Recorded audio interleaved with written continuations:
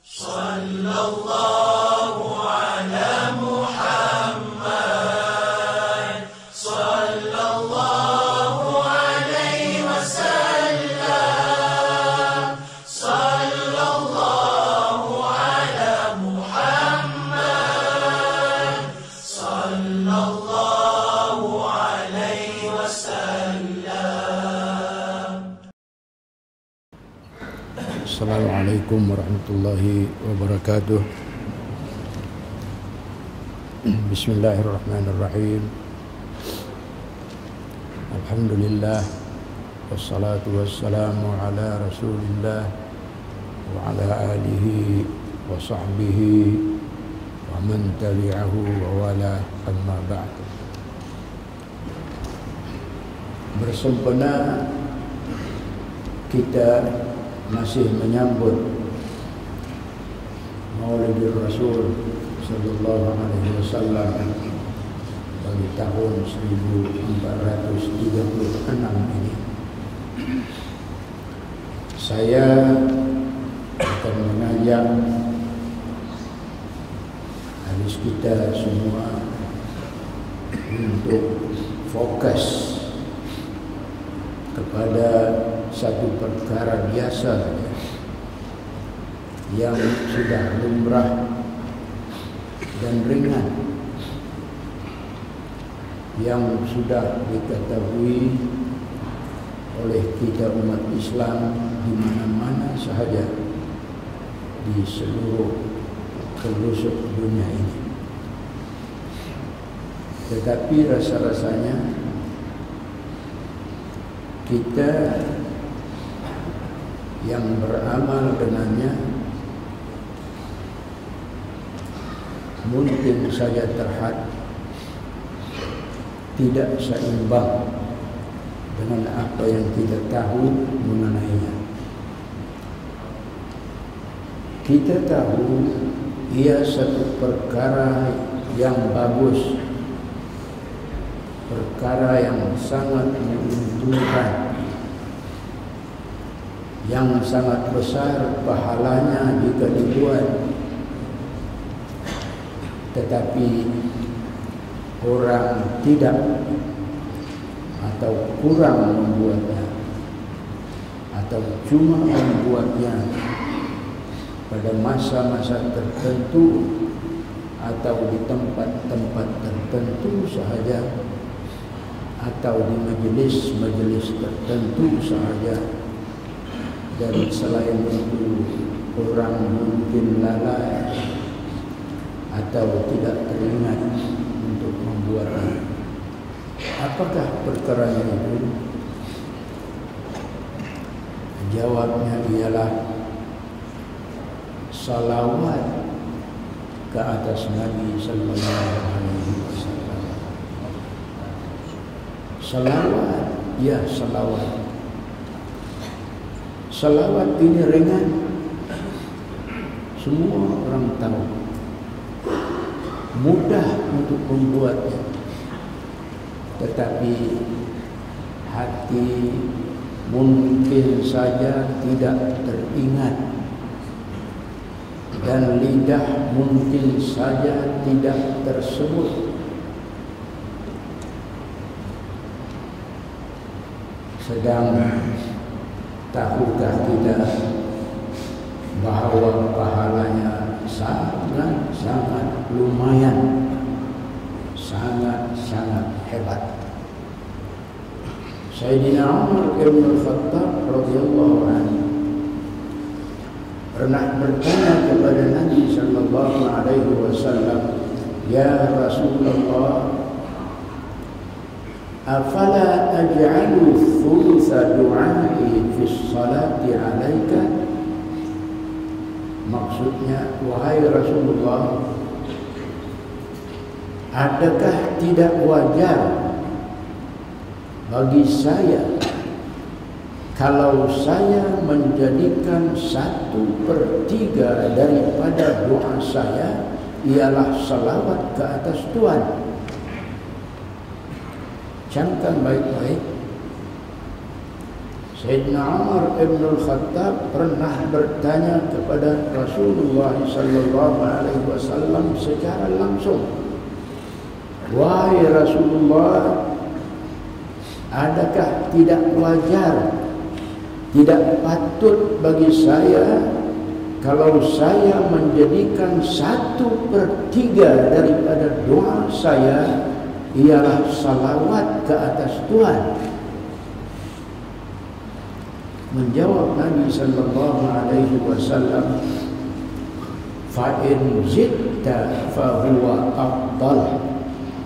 Kalau engkau lebihkan lagi wahai Umar dari 1/3 itu, maka ia adalah afdal.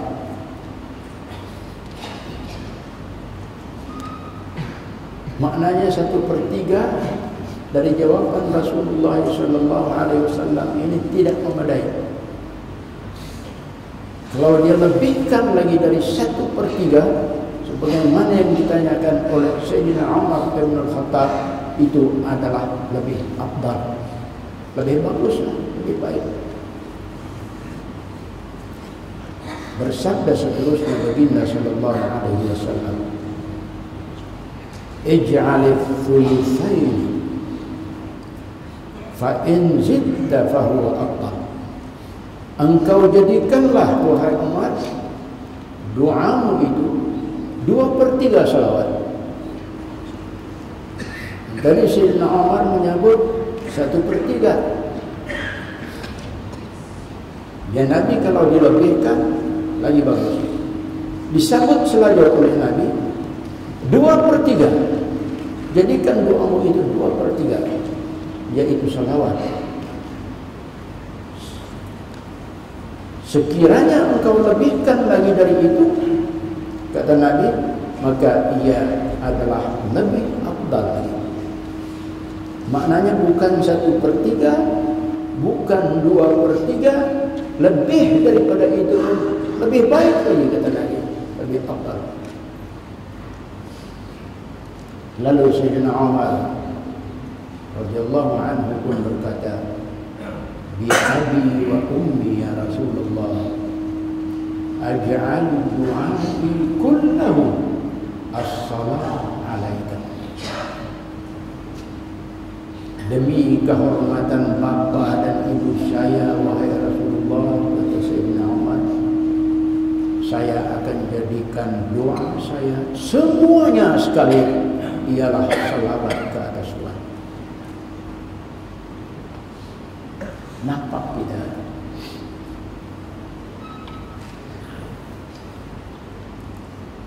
Dari perbuatan Sayyidina Umar dengan Nabi sallallahu alaihi wasallam ini nampak tidak? Salawat itu adalah doa. Salawat itu terang-terang adalah doa. Doa yang afdal. Apa arti afdal?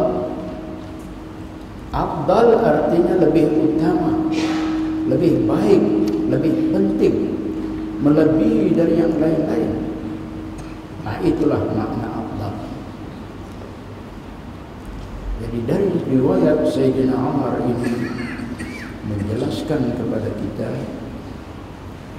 bahawa salawat juga adalah tergolong doa, malah doa yang afdal, yang lebih bagus dan lebih utama untuk diucapkan atau dibaca. Sehingga Sayyidina Umar sampai berazam di hadapan Rasulullah sallallahu alaihi wasallam untuk menjadikan seluruh doanya adalah salawat. Begitu hebatnya salawat. Sesiapa yang membacanya sebenarnya orang itu adalah berdoa. Dan orang macam ini, dia bukan saja berdoa, tetapi juga kerana salawatnya itu, dia juga adalah didoakan, akan didoakan. Siapakah yang mendoakannya? Mari kita perhatikan riwayat Ibnul Mubtin ini Nabi sallallahu alaihi wasallam bersabda, "Man shalla alayya sallat alaihi al-malaikah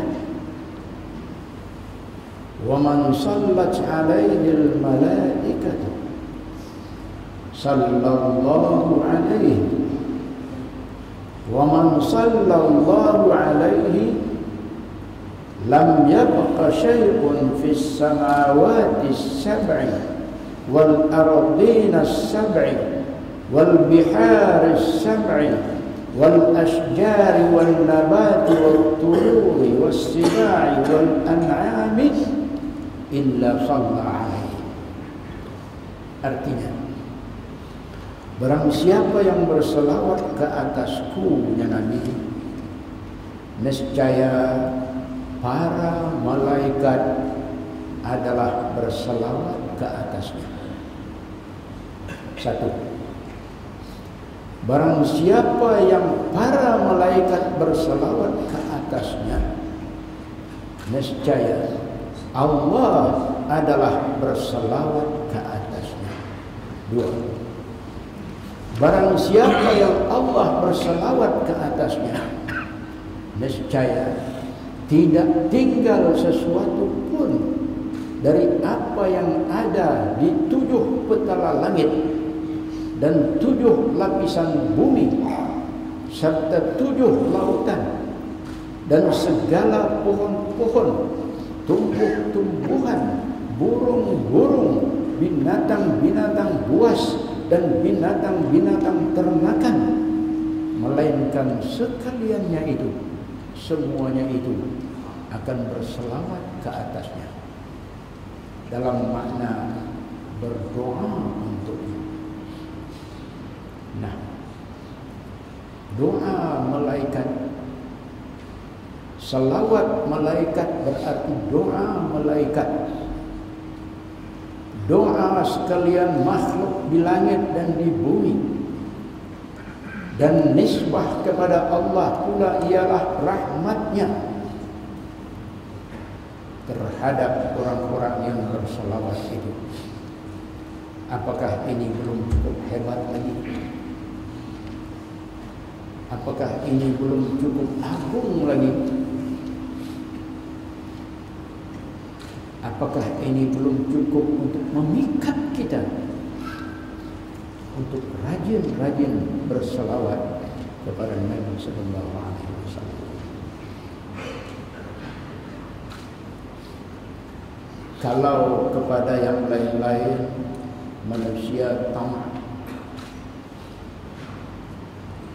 kalau kepada yang lain-lain biasanya manusia boleh tamak,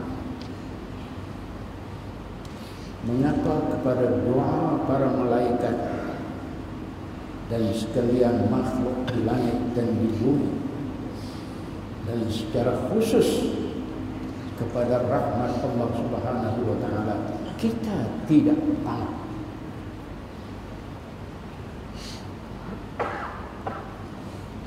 Kalau perkara lain kita boleh tamak,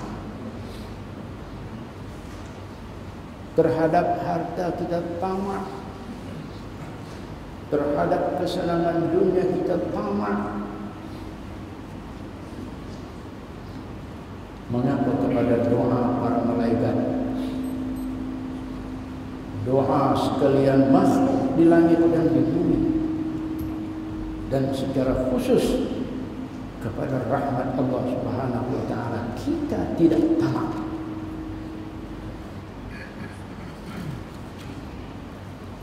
Sebenarnya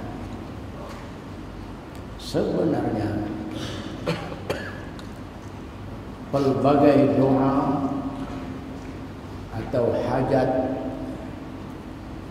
sudah pun sedia terkumpul di dalam salawat. Apa jua jenis hajat, apa saja jenis hajat, boleh dikawal oleh salawat kepada Nabi sallallahu alaihi wasallam. Jika saudara sangat susah atau sangat payah untuk mencapai satu-satu hajat, maka cuba-cubalah banyakkan selawat. Banyakkan selawat kepada Nabi sallallahu alaihi wasallam.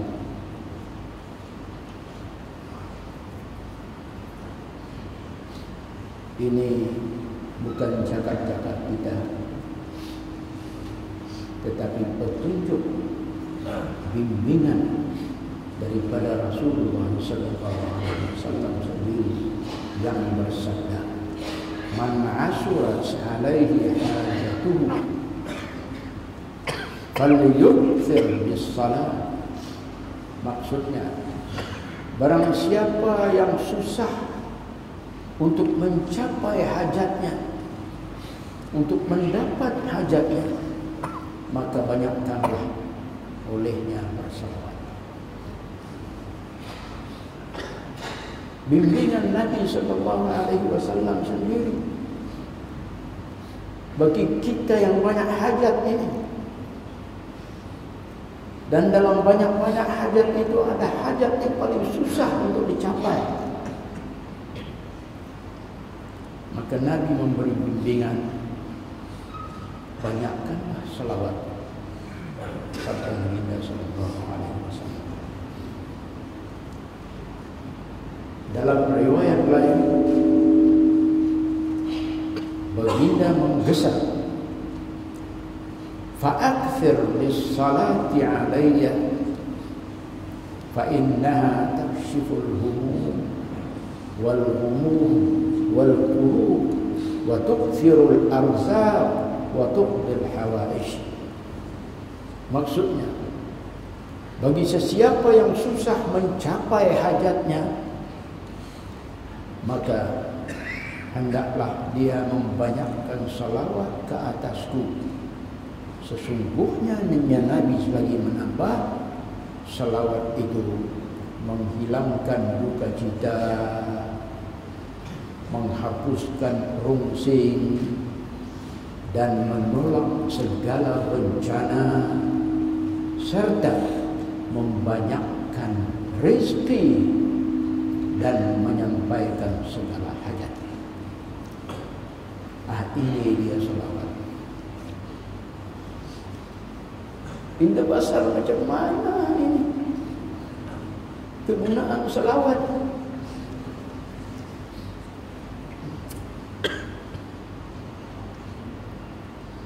Dari perkhabaran hadis Rasulullah sallallahu alaihi wasallam ini tidak besar macam mana kegunaan selawat.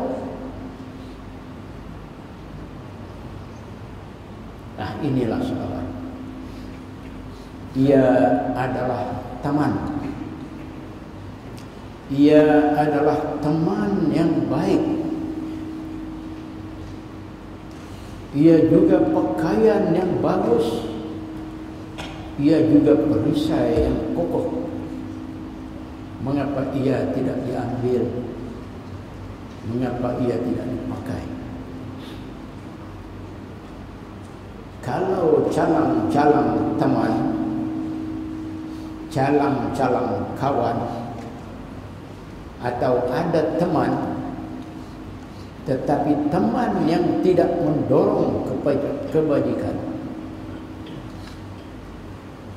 maka daripada teman seperti ini, rasa-rasanya lebih baik kita berteman dengan selawat. Selawat tidak pernah menghampakan pengucap-pengucapnya.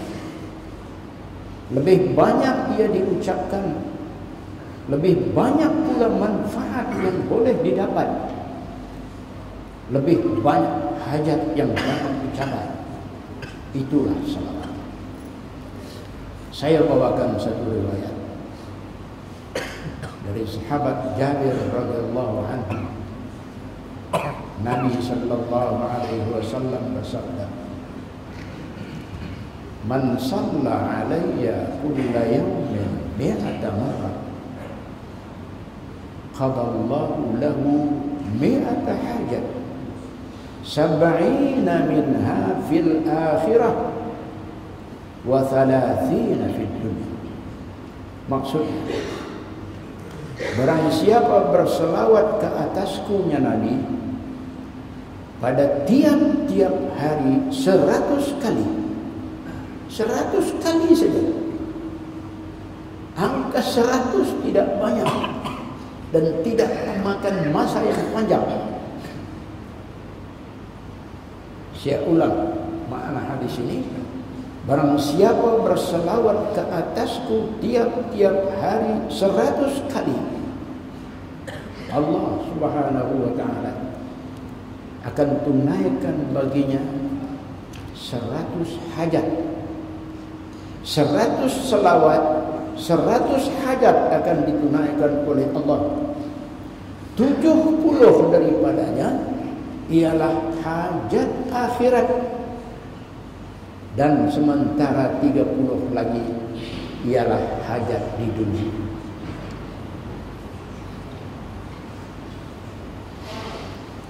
Bayangkan 70 hajat di akhirat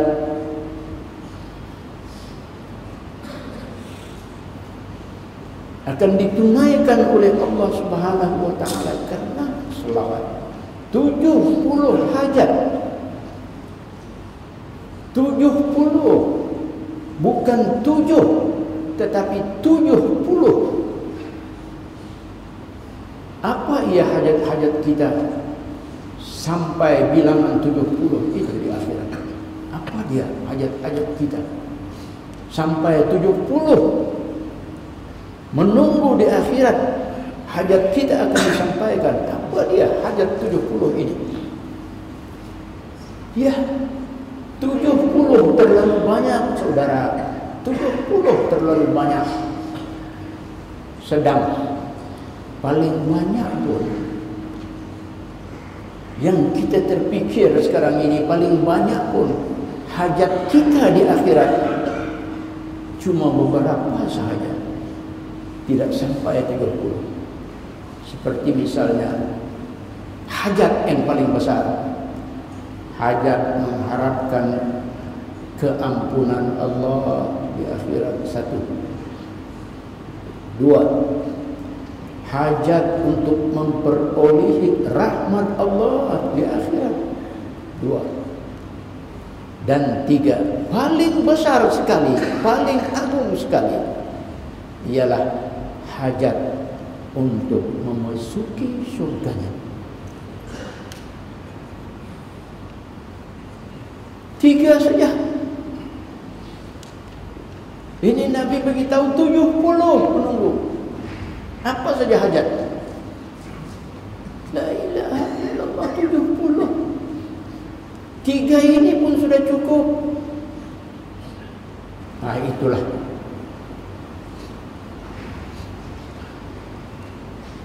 itu saja. Cuma 3 hajat yang besar saja yang kita ingat siang malam. 3 hajat yang besar.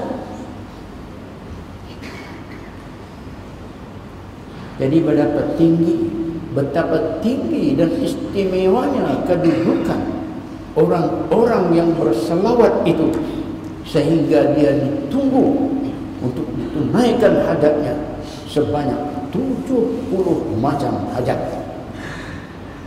Nah, itu hajat di akhirat. Sementara hajat di dunia pula,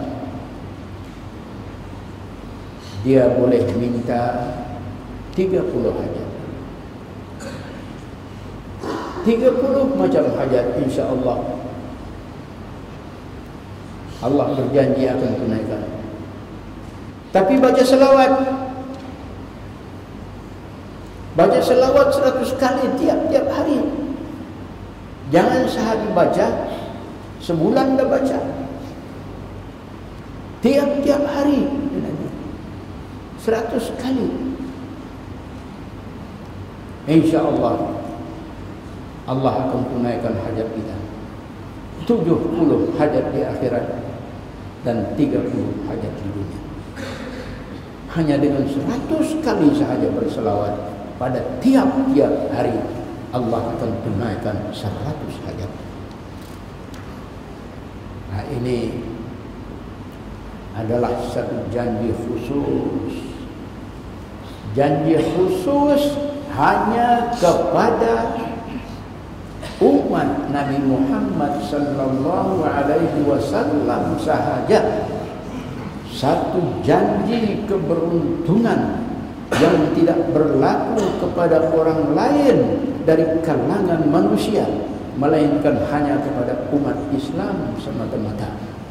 Mengapakah kita tidak merebutnya? Mengapakah kita tidak meraih keuntungan daripadanya?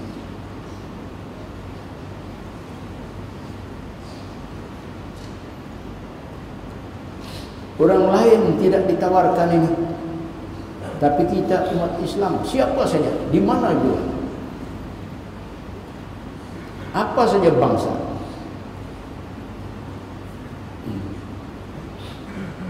peluang ini terbuka. Jadi mari rebut, mari kita rebut peluang ini, sementara kita boleh membuatnya, sementara ada umur dan sementara kita sehat. Jangan lepaskan peluang ini, kesempatan ini. Saya sebut sementara ada umur. Kalau sudah meninggal, apa boleh buat?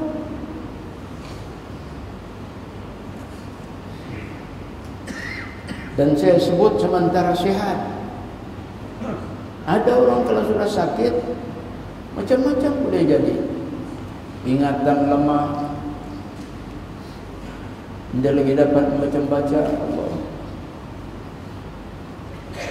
Ada orang koma, wal'iyadzubillahi min dzalik. Jadi mana ada peluang lagi untuk berselawat? Jadi sementara kita ada umur, sementara kita sehat, mari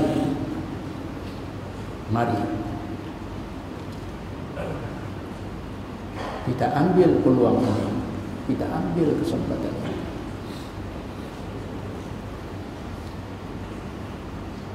Berselawat bukan macam sembahyang. Sembahyang mesti ada waktunya, masuk waktu, dan tidak boleh selarah-larah. Kita ni masuk masjid, kita ni masuk surau, kita ni pilih tempat yang sesuai. Tetapi berselawat saudara di mana juga, di mana saja. Sambil saudara jogging, selawat.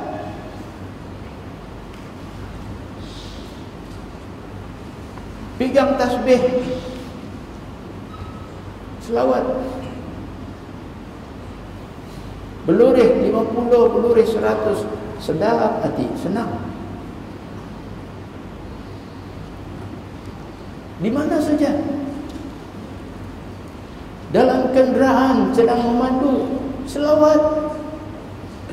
Artinya peluang kita sangat terbuka. Tidak ada sekatan. Sangat terbuka.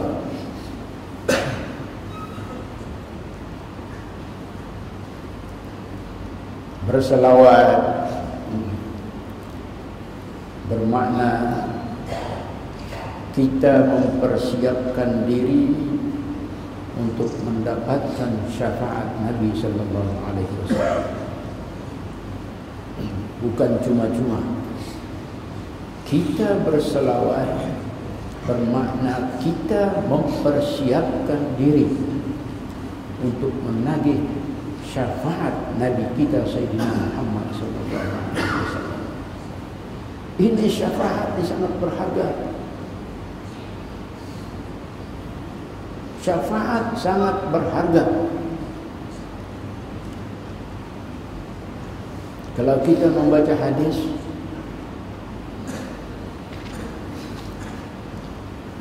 hari kiamat esok-esok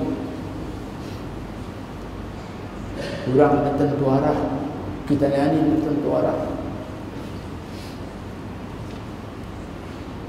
Kena ujar pertolongan saja. Mau ujar pertolongan saja kita.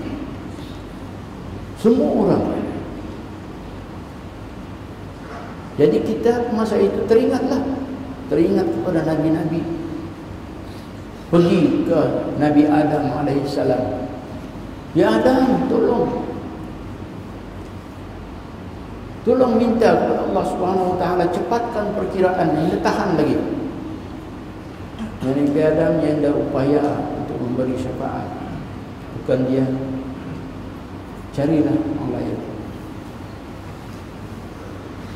Kita ni pun datang kepada nabi-nabi yang lain.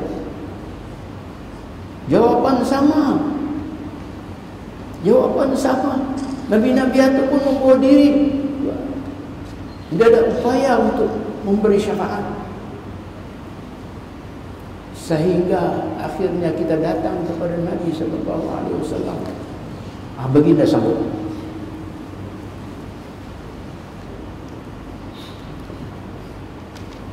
Artinya syafaat itu khusus ada kepada Sayyidina Muhammad sallallahu alaihi wasallam. Inilah yang kita impikan, yang kita cari, insyaallah. Mencari itu bukan saja apabila kiamat. Dari sekarang kita boleh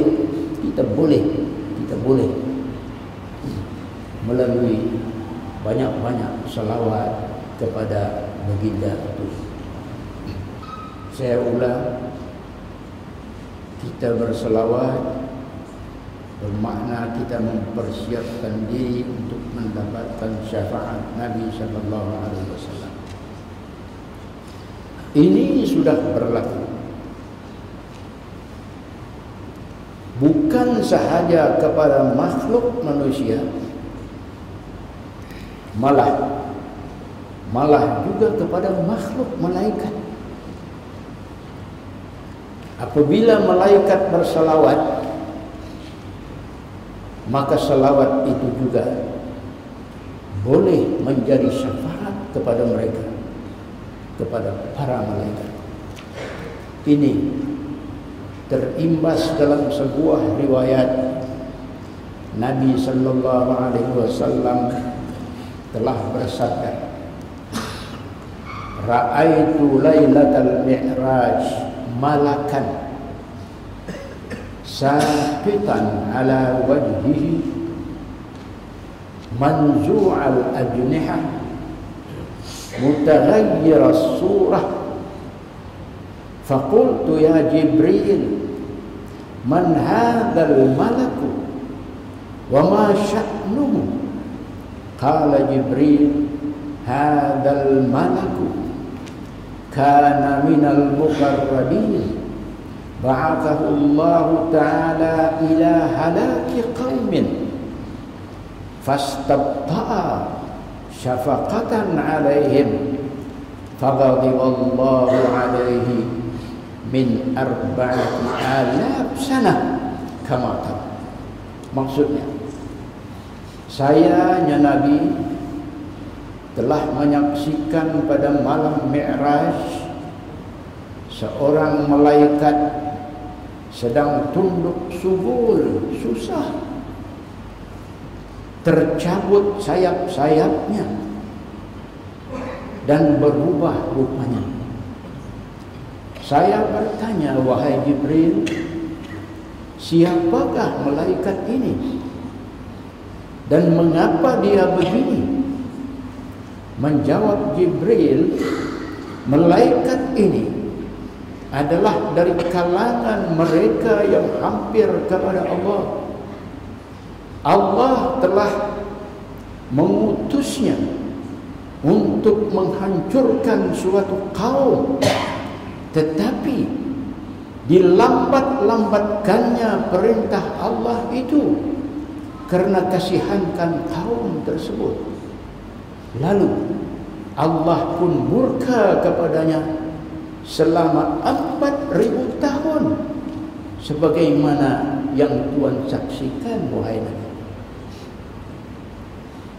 Nabi sallallahu alaihi wasallam menambah sabda, "Ma lahu min taubah?" Di mana dia dalam taubat? Mengapa malaikat ini tidak bertaubat, memohon keampunan kepada Allah, wahai Jibril? Nabi sallallahu alaihi wasallam melanjutkan penerangan. Fa'auhallahu ta'ala ilayya inna taubatahu an yusalli 'alaika 10 marat. Maksudnya, lalu Allah Ta'ala pun mewahyukan kepada Nabi, kepadaku, ya Nabi, sesungguhnya taubat malaikat ini, wahai Muhammad, taubat malaikat ini, hendaklah dia berselawat ke atasmu sebanyak 10 kali. Maka berselawatlah malaikat tersebut 10 kali. Lalu dengan itu Allah pun kembalikan semula dia kepada keadaannya yang asal berkat salawatnya 10 kali itu. Demikian hebatnya saudara salawat di sisi Allah. Karena salawat rahmatnya turun spontan ke atas pengucapnya, termasuk juga kepada malaikat di dalam riwayat ini. Ya, dari riwayat ini dapatlah difahami bahawa selawat juga adalah satu pendekatan taubat kepada Allah, atau satu bentuk doa memohonkan keampunan kepada Allah. Kita lihat malaikat yang mendapat musibah karena kemurkaan Allah selama 4.000 tahun itu telah diampunkan oleh Allah cuma dengan dia itu berselawat 10 kali sahaja kepada Nabi sallallahu alaihi wasallam. Tidakkah di sini selawat itu adalah satu bentuk zikir atau bentuk doa yang sangat-sangat mujarab untuk menghapus dosa? Demikian. Sehingga kita ambil ingatan, ambil perhatian perkara ini baik-baik, dan rebutlah kesempatan untuk melakukannya. Semoga Allah merahmati kita dengan menghapuskan dosa-dosa kita berkat salawat ke atas Rasulnya Sayyidina Muhammad sallallahu alaihi wasallam, sebagaimana malaikat pun diampunkan oleh Allah Subhanahu wa taala karena berselawat ke atas baginda sallallahu alaihi wasallam. Berkata ahli tafsir dan ahli hadis bahawa as-salah, yakni salawat itu, dan as-salam, yakni ucapan salam ke atas Nabi sallallahu alaihi wasallam itu adalah seafdal ibadat dan seagung-agung pendekatan kepada Allah. Berdasarkan apa? Berdasarkan firman Allah Subhanahu wa taala sendiri. Sila perhatikan dan selalu dia kita dengar pada hari Jumat. A'udzubillahi minasyaitonir rajim. Innallaha wa malaikatahu yusalluna 'alan nabi ya ayyuhalladzina amanu sallu 'alaihi wa sallimu taslima. Tafsirnya, sesungguhnya Allah dan para malaikatnya adalah berselawat ke atas Nabi. Makanya kamu pun juga, wahai orang-orang yang beriman, hendaklah kamu berselawat ke atasnya, serta ucapkanlah salam sejahtera dengan sepenuh-penuh penghormatan. Quran pun mengarah, Quran pun mendesak kita, mendorong kita untuk berselawat. menunjukkan selawat bukan calang-calang hebat, bukan calang-calang agung. Asal selawat dan asal salam ke atas Nabi sallallahu alaihi wasallam itu ialah as-salatu wassalamu ala sayyidina Muhammad. Perkataan as-salah di sini bermakna kita diminta berdoa dengan melafazkan lafaz Allahumma. Apa arti Allahumma? Artinya ialah ya Allah, ya Allah.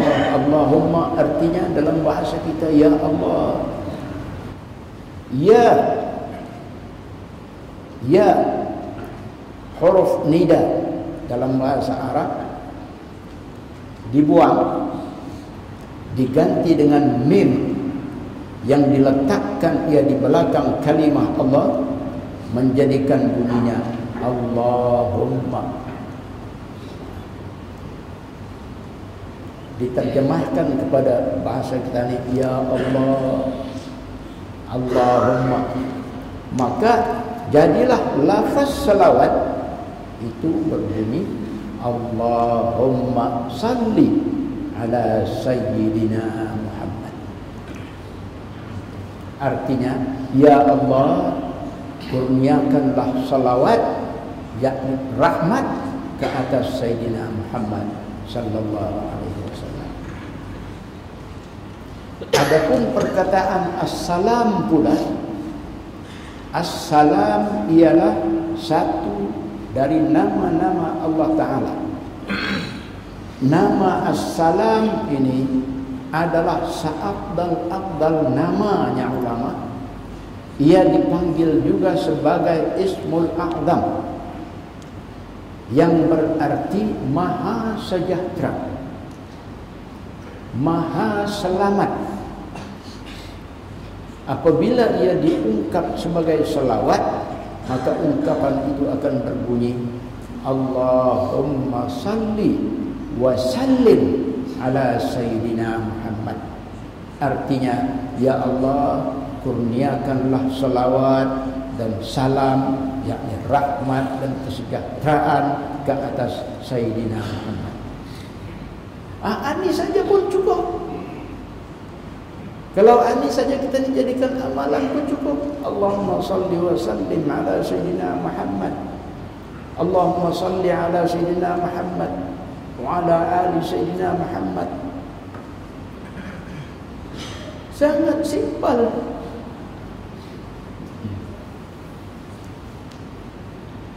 Di samping selawat yang panjang-panjang, ulama-ulama mengarang. Ini selawat yang pendek pun hasil selawat. Nah, kalau sudah artinya macam itu, Allahumma artinya ya Allah, tidakkah ini doa? Doalah. Selawat memang doa, satu jenis munajat kepada Allah Subhanahu wa taala, satu bentuk doa yang tersendiri. Jadi maknanya di mana kita berselawat, di sanalah kita berdoa. Di mana kita berselawat bukan ingat Nabi saja, ingat Allah Subhanahu wa taala. Sebab dalam selawat ada Allahumma. Dua-dua kita ingat, dua-dua tidak kita lepas, yaitu Allah dan Muhammad sallallahu alaihi wasallam. Hebat bukan? Ini hebatnya salawat.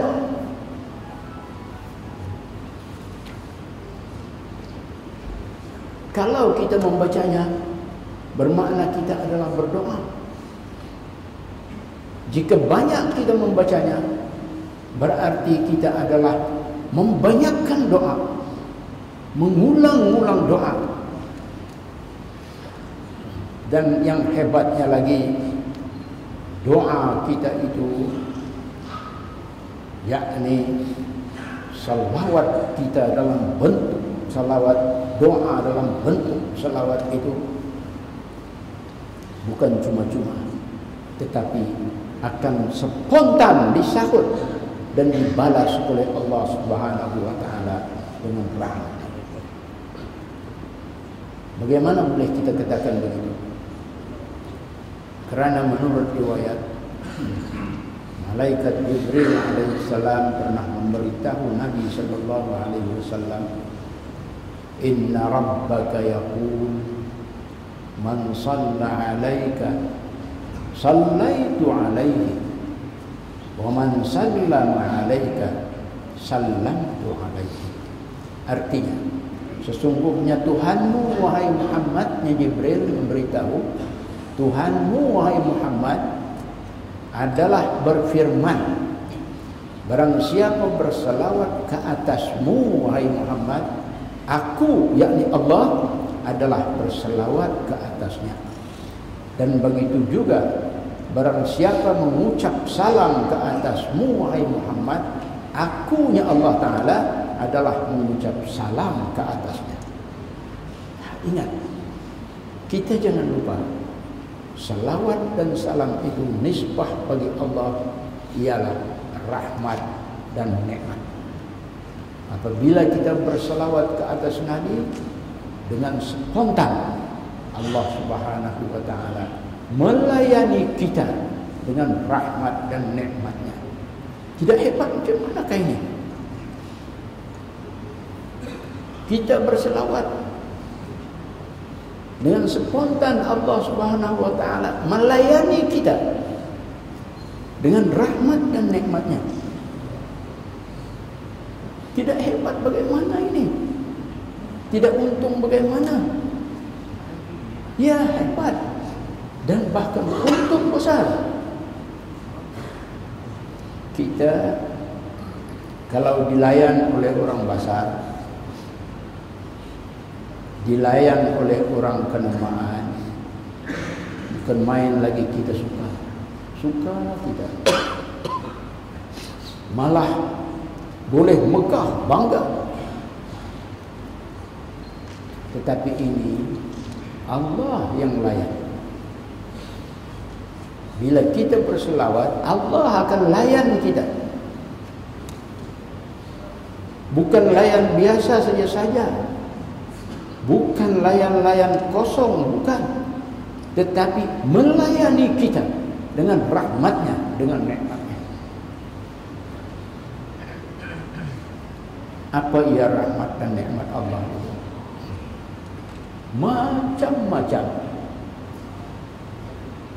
1001 macam-macam, bahkan lebih dari itu, sehingga tidak dapat dikira, tidak dapat dihitung. Jika kita mau menghitungnya juga, maka berfirman Allah Subhanahu wa taala, "Wa in ta'uddu ni'matallahi la tuhsuha." Tafsirnya, jika kamu mahu juga menghitung nikmat Allah itu, niscaya lemah kamu dari dapat berbuat demikian. Artinya, tidak mungkin kamu dapat menghitung, tidak mungkinnya Nabi. Ingatnya Allah Subhanahu wa taala, tidak mungkin dapat menghitung. Mengapa tidak mungkin? Karena nikmat dan rahmat Allah itu sangat banyak, sangat banyak.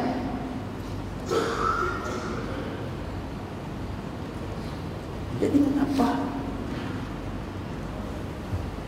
mengapa tidak kita lakukan selawat untuk mendapat rahmat, mendapat nikmat Allah Subhanahu wa taala? Mengapa kita cuak? Mengapa kita lalai? Mengapa kita lupa? Jadi mari kita lakukan.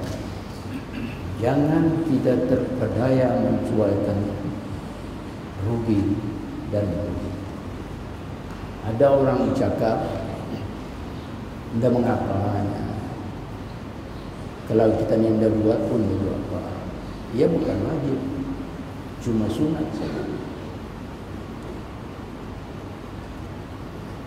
Kita perlu awas. Tanggapan seperti ini boleh saja mengelirukan sehingga orang mungkin tidak melakukannya langsung. Mungkin saja kalau mendengar ucapan atau tanggapan seumpama ini. Hukum selawat secara umum memang betul sunat. Secara umum memang betul sunat.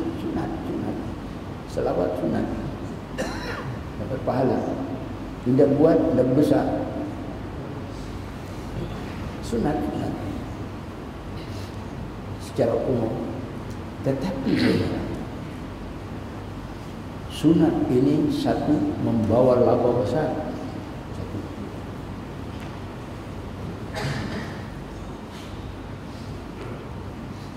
Malah ada kalanya secara khusus selawat juga boleh jadi wajib. Bila ia jadi wajib, ingati sembahyang kita. Ingati sembahyang kita. Dalam sembahyang, selawat adalah satu rukun. Selepas tahiyat akhir, ia mesti dibaca. Sekurang-kurangnya Allahumma salli ala Muhammad wa ala ali Muhammad. Rukun. Rukun artinya tak boleh tinggal. Jangan main-main dengan rukun. Tinggal rukun berakibat pada ibadat.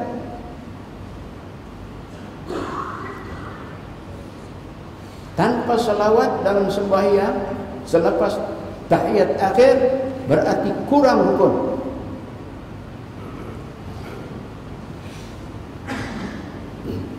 Mari kita lihat ya. Apa selawat yang biasa kita baca selepas tahiyat akhir? Yang kita diajar oleh guru-guru. Kita membaca kitab-kitab. Apa selawat yang biasa kita baca? Mari sama-sama kita membaca. Ikut saya. Supaya sama-sama kita mendapat pahala. Semua orang tahu. Orang yang sembahyang semua tahu. Allahumma salli ala Sayyidina Muhammad wa ala ali Sayyidina Muhammad kama sallaita ala Sayyidina Ibrahim wa ala ali Sayyidina Ibrahim wa barik ala Sayyidina Muhammad wa ala ali Sayyidina Muhammad kama barakta ala Sayyidina Ibrahim wa ala ali Sayyidina Ibrahim fil alamin innaka hamidun majid. Semua kita ni tahu. Ini saja pun kita ni baca di luar sembahyang hasil. Ini selawat mengikut hadis paling afdal. Ceramah saya insya-Allah siri berikutnya akan saya terangkan berapa jumlah selawat yang dikarang oleh ulama dalam dunia ini. Banyak, ribuan. Ini salah satu yang Nabi ini lebih afdal. Ini selawat yang warid. Baca ini. Bukan dalam sembahyang saja, di luar sembahyang kita boleh baca ini. Jadi amalan. Semua orang tahu. Orang yang sembahyang tahu ini. Sekian dulu. Billahi taufiq wal hidayah. Wassalamualaikum warahmatullahi wabarakatuh.